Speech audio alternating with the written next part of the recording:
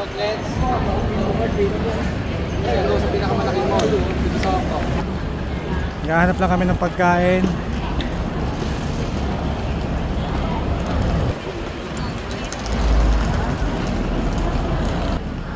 Bake House.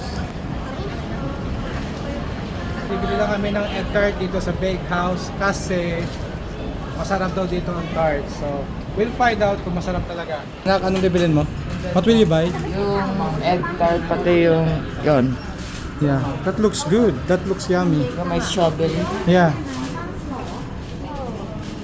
Look guys. Tingnan yung mga kaborda kung gaano kasarap dito mga egg tart nila oh. Yan no. Itsura pa lang talagang mukhang masarap na. So this one are egg tarts. So yan na excited na ako matibusan yung kanilang famous na egg tarts dito sa Bake House. How's it na? Delicious. Ano ang flavor niyan? Egg tart? Nga. Sarap. Famous. Ikaw nga mami. Timusa mo nga. Gusto ko yung burn. Alin? Medyo burn. Medyo burn. Wow, egg tart. Sarap dito. Sarap dito sa Hong Kong. Sarap. Wow. Ako nga. Timusa ko nga.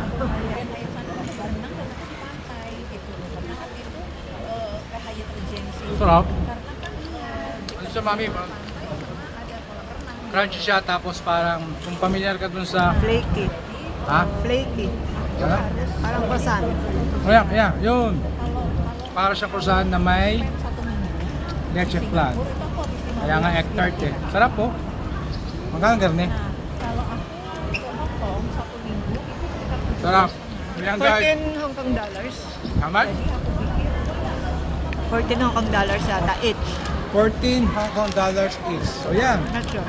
So, huwag mong palambasin kaborda kapag nagpunta ka dito sa Hong Kong.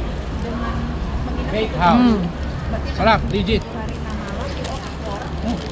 Mine's yummy as hell. Sarap. Ano yan? Strawberry vanilla danish. Strawberry, vanilla danish. Parang mukhang masarap din nga yan. Siya yung parang croissant na sweet. Ano siya?